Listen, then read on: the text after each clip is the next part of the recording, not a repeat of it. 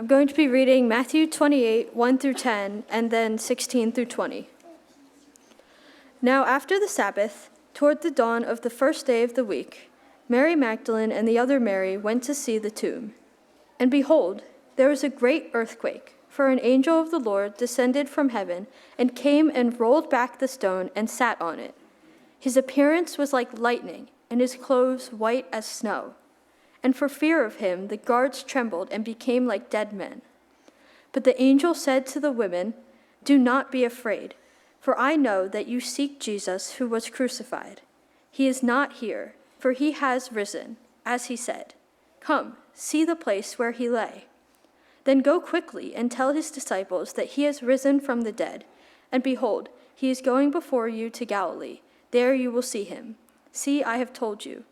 So they departed quickly from the tomb with fear and great joy, and ran to tell his disciples. And behold, Jesus met them and said, "Greetings." And they came up and took hold of his feet and worshipped him. Then Jesus said to them, "Do not be afraid. Go and tell my brothers to go to Galilee, and there they will see me." Now the 11 disciples went to Galilee, to the mountain to which Jesus had directed them. And when they saw him, they worshipped him, but some doubted. And Jesus came and said to them, "All authority in heaven and on earth has been given to me. Go therefore and make disciples of all nations, baptizing them in the name of the Father and of the Son and of the Holy Spirit, teaching them to observe all that I have commanded you. And behold, I am with you always, to the end of the age." You may be seated.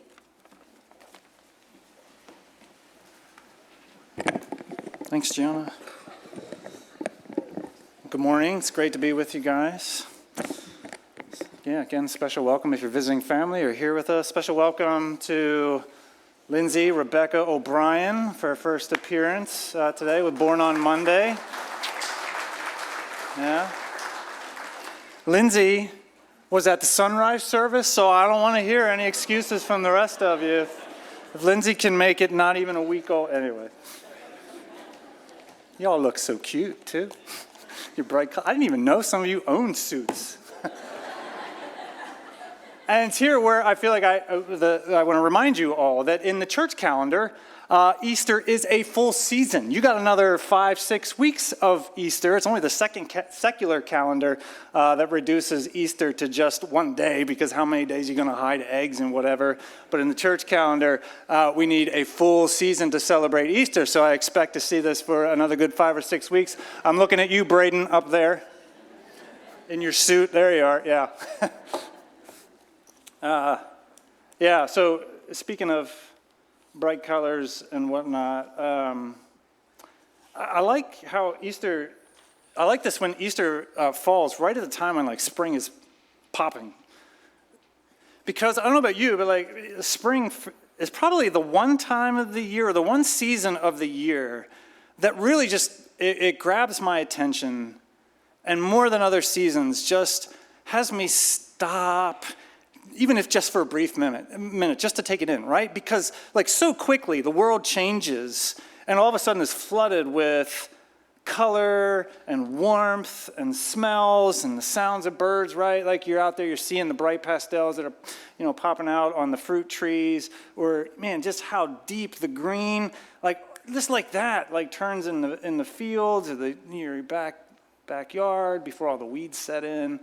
Or right, how crisp the blue is in the sky, like before the summer haze. Like it's just all these colors, and there's the smells of it and the sounds, and it just grabs you for a little bit. And it actually, like in just a moment, maybe it just like grabs you in wonder, right? And you just sit and wonder at sort of just the magic of spring and of life and this world that we are privileged to inhabit. Right? And it was C.S. Lewis who would often say that, one of the dangers of the modern world is it's almost like we are trained and bred to not wonder anymore. Like if you know his own conversion story from being an agnostic skeptic to like a full-fledged follower of Jesus, like wonder and beauty and joy were such huge parts of that whole transition for him. And like he just says, like it's just this dangerous shame that we don't wonder anymore. Like in the way he'll talk about it is he'll say, we have this tendency to look through the world.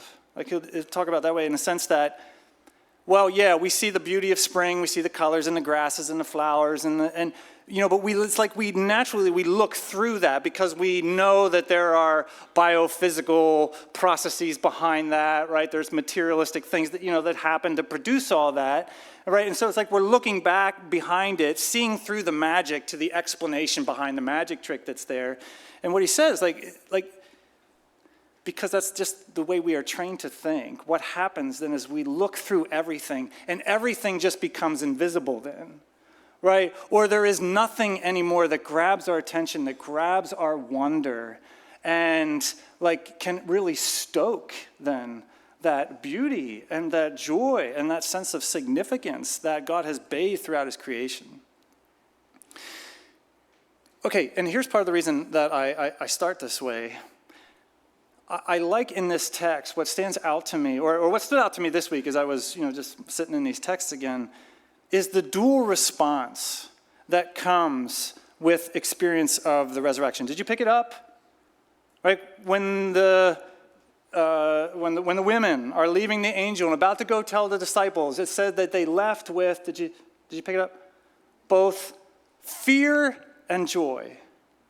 Or when Jesus appears to the disciples, they both worshiped and some doubted, right? There is something unsettling about resurrection because it plays with our whole conception of the way of the world, right? We are just trained to think, and we understand naturalistically, scientifically, whatever it is, that dead men don't come walking out of a tomb, right? And so to be in the presence of this claim of resurrection, it immediately, the only way it works is if it challenges, if it stretches your view of the world and of life. And so there is something unsettling about that. It's something that you can't actually look through and see natural processes behind it. You can't do that. And there's something unsettling about that. I think that's part of the reason why we don't stop to wonder at things, because we like to have explanations and we like to take in things that we can control and are much more manageable and we can fit into our nice tiny little boxes. The resurrection doesn't work that way. It expands those boxes, so it's unsettling in that sense. But, man, if this is true, and if the implications, which we're going to talk about, are true, I can scarce imagine that there is anything else that you can consider, any other news that you could hear that could possibly be more exciting, because it means that all of those preconceived notions about life and the world that we live in and meeting and joy and beauty, all those things are being called, the preconceived notions are being called into question. Man, and as we'll talk about, literally a whole new world is being birthed with Christ out of that tomb. And for me, it's that combination of the one word that describes that blend of fear and joy, or worship but doubt, or unsettling but excitement, is maybe wonder. It was G.K. Chesterton that said, "The world will never starve for want of wonders, just a want of wonder."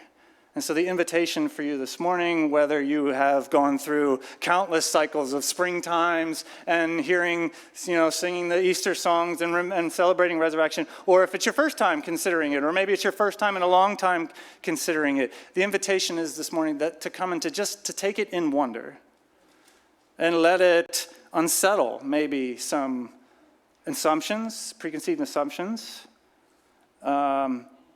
Maybe let it lead to curiosity, which then you might find lead to genuine excitement. And so the way we're going to just go at that, just very simply this morning, I just want to highlight a few things from the text. We can't walk through the whole thing. I just want to highlight a couple strange things, and I feel like we do this every year because I need to be reminded of it. Just these strange things that, for me, they point to the reliability of these claims and these texts. So we're going to talk through that, but then I want to get through that to get to the wild implications of it, okay? So that's where we're going this morning. Strange claims and truths of the story, but then also just the wild implications. So let's talk it through. Right, Mary and the other Mary, they come to the tomb. They see an angel there, which is the indicator in the New Testament that we're about to hear something that human ears in their normal state can't quite receive just naturally, right? This is when angels show up to deliver a message, that's what it is. Like, think of the last time we saw angels. It was in the birth narratives when angels are telling to Mary, you're going to conceive, and she, how can this possibly be? I haven't been with a man. Or, when they go to Zechariah and Elizabeth, and you're going to, in your old age, you're going to give birth to a son. Like, all these things. Like, that's what angels do. So we're in the presence of something, again, wild and unsettling. Okay, and so here's the strange thing, number one, which I feel like we talk about every year, but we have to. You got to keep coming back to it. It is the central role that the women occupy in this story. And it's not just this story, right? It's in the whole climactic events of this final week. In all the New Testament letters, or especially in Matthew, it's a woman who first realizes Jesus needs to die and needs to be anointed for his death and for his burial. It was Mary in their home in Bethany. Right? Or it's the women who are lingering at the end around the cross when most, if not all, of the other followers and the disciples have run off in fear.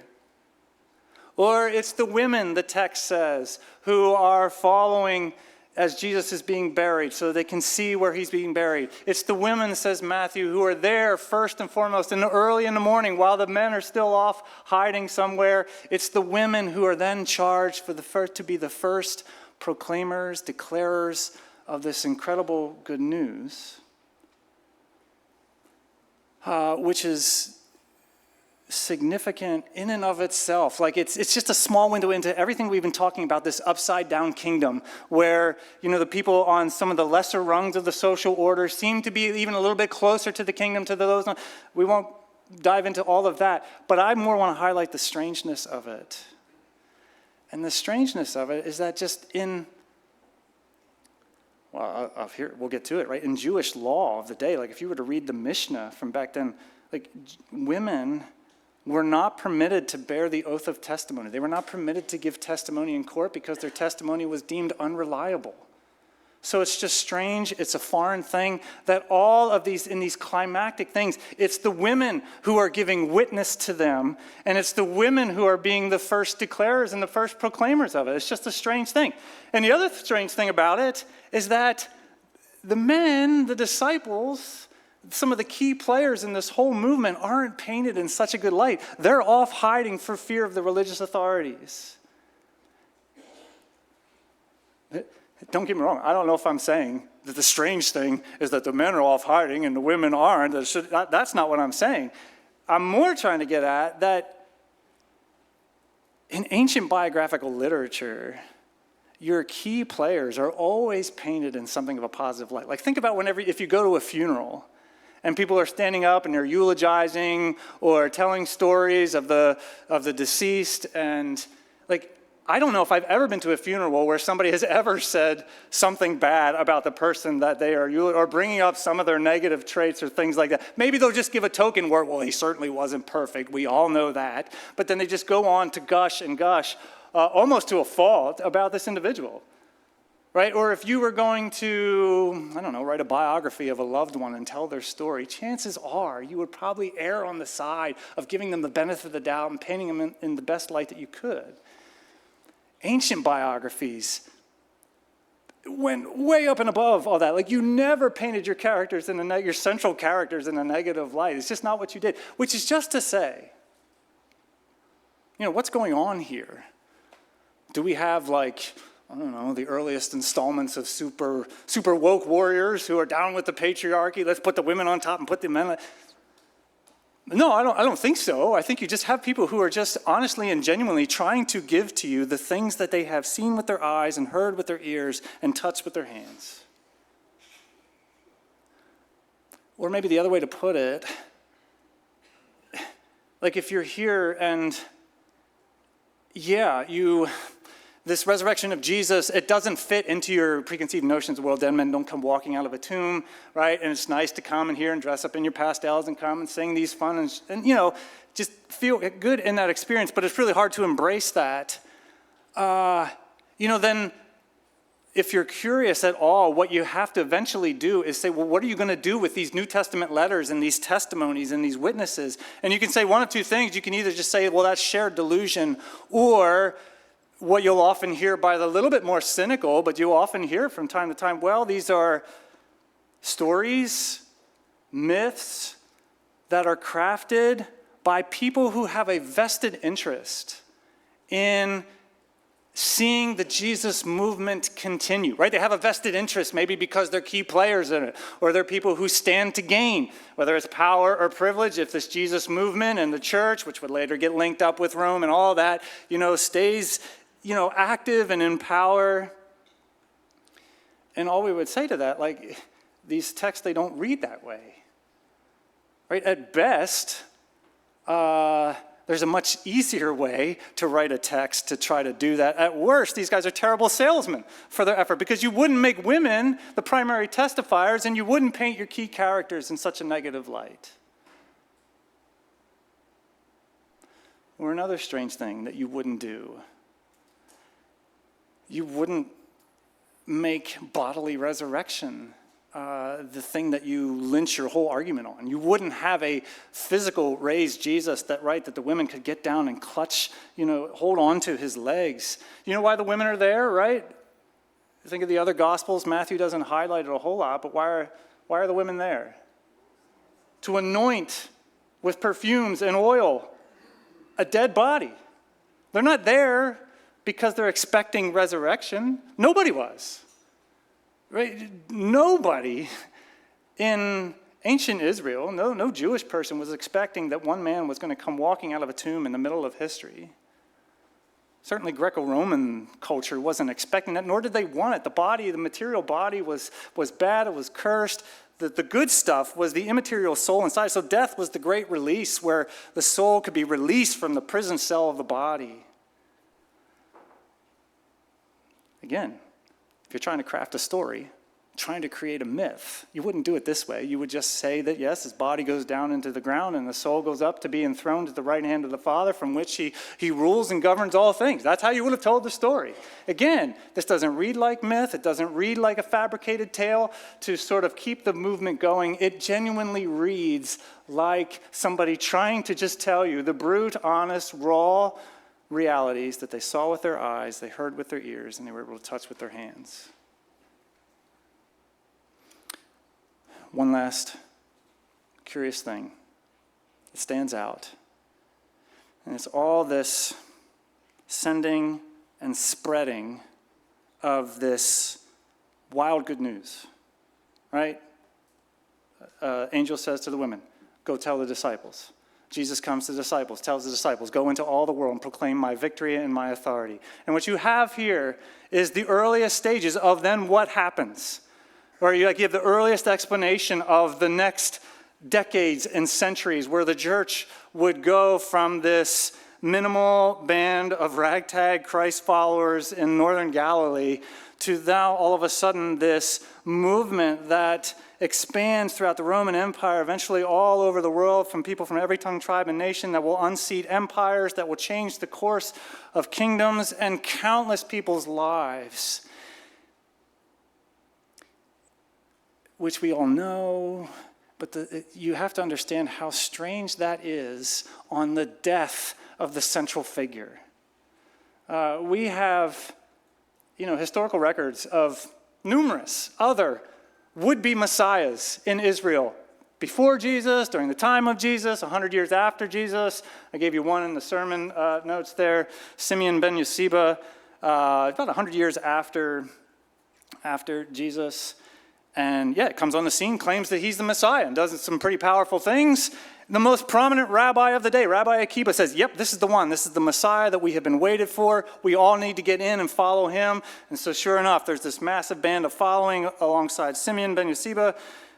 He gets his militia, right? This is what true messiahs do. He mounts up his revolt against Rome, and then Rome comes in and does what Rome does, squashes it, kills Simeon, and the movement dies. Clearly, he was not the Messiah, the one who was going to establish the kingdom. Right? This happened numerous times with numerous would-be messiahs. There's just one time that on the death of the messianic figure, the movement explodes and changes literally the course of the known world. And that's after the death of Jesus. Why? Any honest historian, even secular ones, atheistic ones, will say the only actual legitimate historical reason for the massive expanse of the church is that for somehow that these people had some deep-seated conviction that their crucified Messiah came walking out of a tomb. And it was that deep-seated conviction that launched this movement of the Christian church, which leads to the next point. Like, there are wild implications to this. Right? There are wild implications, right? We can talk all day about, things that you can cling to for the reliability. And listen, I understand fully. Did we solve every rationalistic question that you were going to have with the issue of resurrection or any, preconceived barrier to you embracing the idea of no, of course we didn't. Hopefully what we did is we gave the text, hopefully gives you something to stand at and wonder in such a way that maybe it challenges the lenses through which you looked at the world and the life and says maybe those need to expand a little. Maybe your box and your lenses and your worldview are just a little bit too small and they need to be expanded a little bit. Because if you let them expand, then you get to see some of the wild implications. I'll just give you 3 of them and we'll close it up. 1, if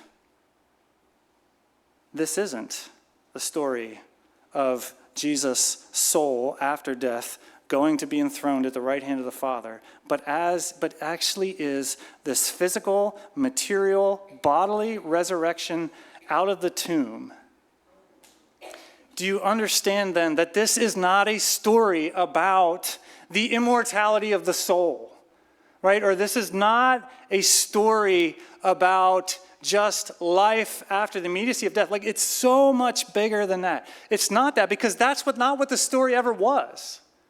That's not at all what the scripture text, the Christian scriptures were ever about. The Christian scriptures, this whole story of redemption.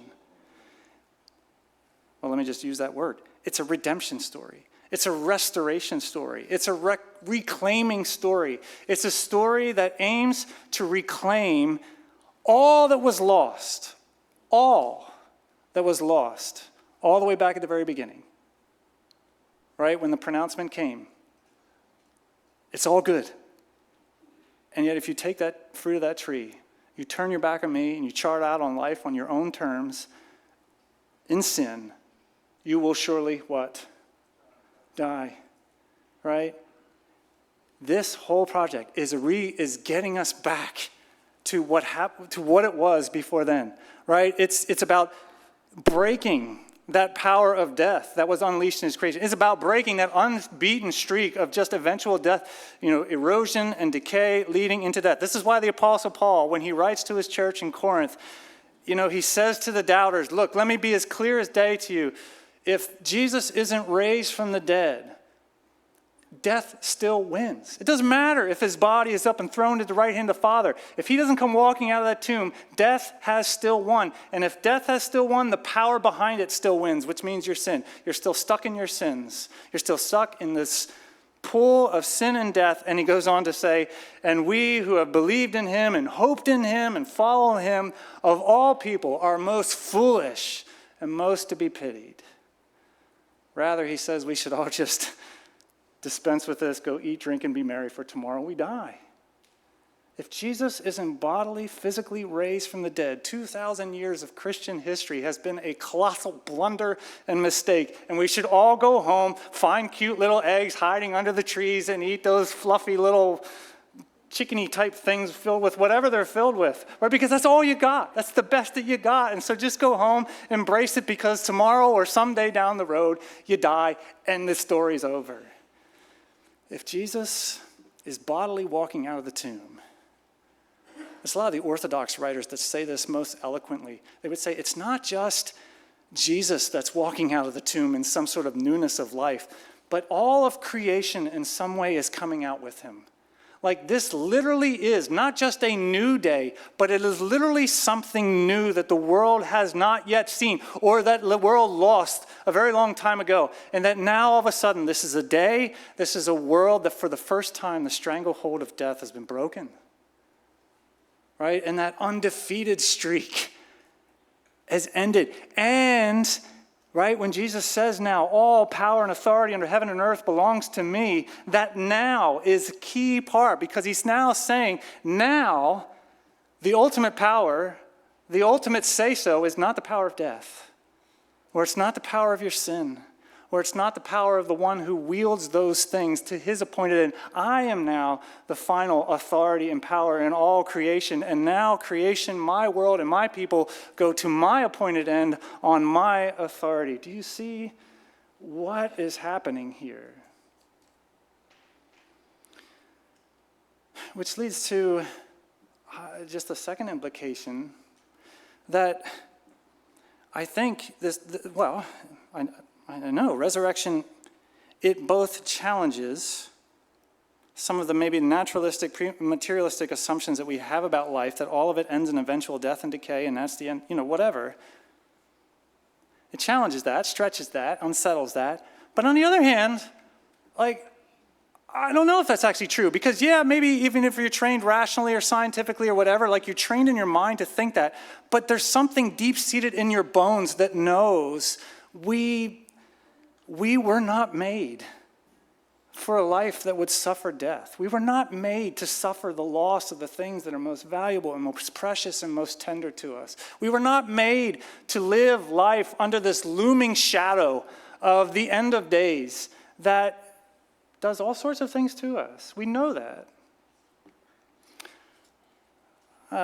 Annie Dillard, I've mentioned her before, one of my favorite writers, and I had this plan through February. I was going to go back and read her book, Pilgrim at Tinker Creek, because, February can be a gloomy month for me. And Pilgrim at Tinker Creek draws out some of the intricate beauties and glory of creation in ways that when you can't see it. So I thought, I'll just read through the book. I didn't get all the way through it, but I got far enough to be reminded of, this is her journal, essentially, as she's camped out in a cabin in the woods at Tinker Creek for a while, and just writing down observations and making notes in her very poetic, eloquent way. And one of the things she's startled with in the opening chapter is both the beauty of the world, but then also just the insane cruelty of it.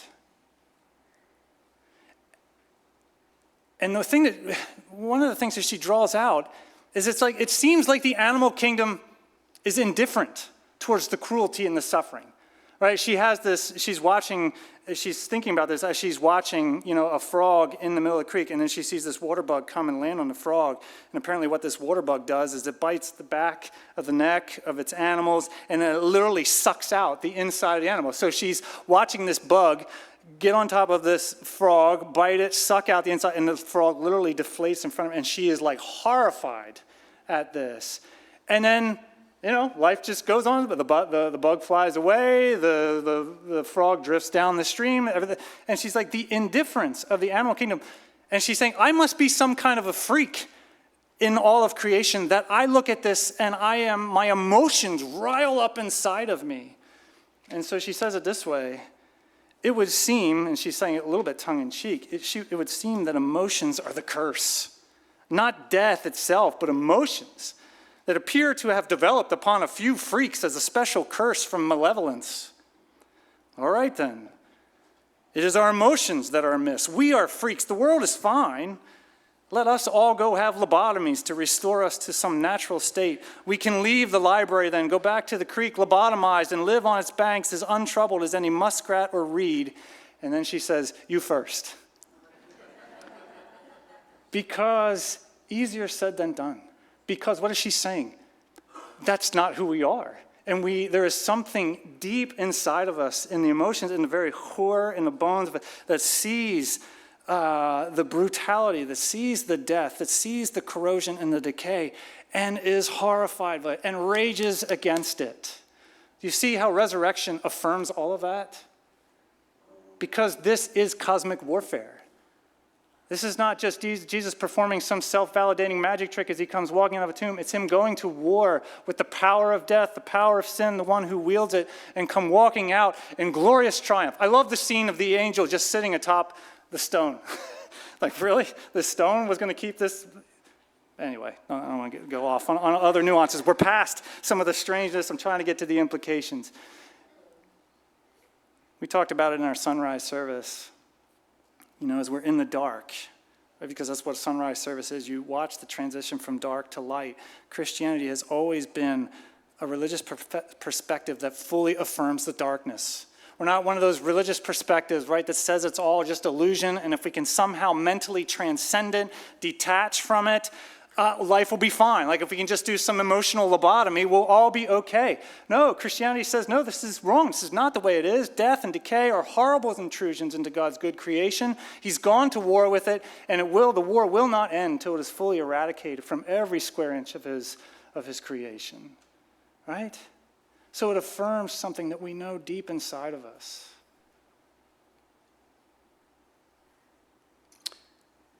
Okay. Which then gets to maybe the last implication. The resurrection, while it affirms all that is not right and dark and broken, do you see that it says, yeah, but the climactic battle has been won. There is a new day, and there is a new authority, there is a new power, and so that does not control the end of the day. Or to just put it most simply, Amy has a sign on our back door as you go walking out the door. Sorry. Anyway, you see it when you go walking out the door. I hate to spoil the ending, but everything is going to be okay. All right, and that's just the simplest and yet profound implication for all those who claim this story. Let the wonder lead you to curiosity, and then through the curiosity to this embrace of this Jesus and surrender their lives to him and follow him, trusting that he is the author and now the authority over life, right? For you, hate to spoil the end of the story, but everything is going to be okay. You turn on your news feeds, you put on the evening news, and everything screams the exact opposite. Or not just that, some of you don't even have to turn on your news feeds or, whatever. You just have to look at your own life, and you're grieving loss of loved ones. You see the wreckage of death that it's doing in your life. You see what it takes from you, or you bear scars of relationships that have gone amiss and have become deeply painful to you. Or you look at your own life and you see your own sin and what it has done in your own heart and life and what it is then rippling out and doing in the lives of the ones you love, and you grieve that, and everything, whether you watch it on the screen or you look at it in your own life, screams, no, it's not okay. You have everything here to fear. But if Christ is raised from the dead, if the power of sin and death and the power of hell itself has been broken, here's the end of the story. Everything will be okay for those who are with him. And this is why you see in the story this shift. You see a shift from these disciples who are hauled up, scared for fear of the religious authorities who had just put their follower to death, to now running out into that fearful world with proclamations of this good news. Or what you see from the disciples, like something has broken loose in them such that they are able now to freely and with joy and excitement get in on the mission of the King, no matter what the cost. We got time. Let me give you one more little quote from a story. This week I was outside and I was working in the yard. Spring's coming up, pulling weeds, putting down mulch. Sorry, Carl didn't get that whole pile done. That was a big pile. I'm 2/3 away. Anyway, So as I'm doing that, I'm listening to Lord of the Rings. Return of the King seemed a fitting book to listen to while I'm, and so some of you are perking up. Sue told me some will perk up here if I mention Lord of the Rings. The rest of you, oh, here goes Lord of the Rings, and you're just going to take a nap. Hang with me. I'm not going to do that. The Lord of the Rings, third book, Return of the King, if you don't know, in sum, it's the climactic conflict between the forces of good and the forces of evil, right? The generals, the soldiers, the kings, they're about to go for war. And what stood out to me as I was listening to it is that in the opening chapters, like you have these minor, or not minor, but these smaller characters who you would think more insignificant, like hobbits or some of the women. They're like pleading with the generals and with their captains and with their kings to be able to follow them into battle, right? Because they see that somehow to join them in this epic conflict is the pathway of nobility. But even more than that, it's because they just don't want to be separated from these generals and these kings that they have grown to develop such, affection for. And perhaps the most eloquent part comes when Aragorn, who is the returning king, has this conversation with Lady Éowyn, and she is pleading with him to let her come into battle. He's dissuading her from that. He's trying to dissuade her from that. And she's pleading, and she's saying, let me come. I fear neither pain nor death. And so he asks her, well, what do you fear, lady? And she says this. She says, a cage, to stay behind bars until use and old age accept them, and all chance of doing great deeds is gone beyond recall or desire. And then she goes to talk, and they talk a little bit before, and she says, you see these soldiers here, they follow you mainly because they would not be separated from you, because they love you. And that line there, what do you fear most? A cage. To be trapped in a cage until old age comes and all of my, strength is just sapped at me. And what brought to mind was the book of Hebrews, where the writer says, Jesus himself, he endured death so that through death he might destroy the one who has the power of death, that is the devil, and deliver all those who through fear of death were subject to lifelong slavery. Right, you know that. Psychologists, sociologists have been telling us, I don't know, however long, that death has this power to wrap chains around us that lead us into all unhealthy ways of avoiding, escaping the looming fear of death. Right? Death will wrap its chains around you, which then as they constrict, it has you constrict and tighten up on everything that you have, every moment of your life, because of fear that this is the only shot you get. And so you got to make the most of what you have. Right? Death has this power to wrap its chains around you in fear so that you don't live lives of depth, of meaning, and because, I can't risk it. Or death will wrap its chains around you and keep you from this life of this full-fledged pursuit of this noble advance of the kingdom of Christ. And so it's so powerful what the writer of Hebrews is saying. Yes, death, horrible. We grieve it. We rage against it. And maybe even, we fear it. But in the resurrection of Christ, the chain of that fear has been broken. And that's why you see the disciples run headlong into a world that would love nothing more than to snuff them out. Or that's why you see the early church selling their property and their homes so they have resources to give it away, or opening up their homes, or spending their times, or going into disease and plague infested places so that they may care for the sick and the vulnerable and the poor, the widows, the unwanted, right? Why? Because one, everything's going to be okay, and not only that, but all that death takes from the here and that will be returned 100-fold.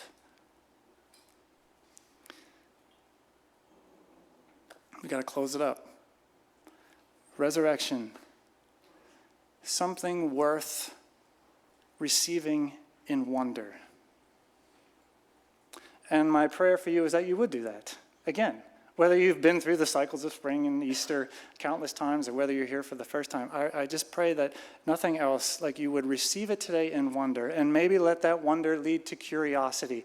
And then my prayer would be, is that the Lord of life, who promises to be with his disciples, his followers, his people, until the very end of the age, until the battle is done, who promises to keep them, to walk alongside them, so that nothing can pull them from his pathway.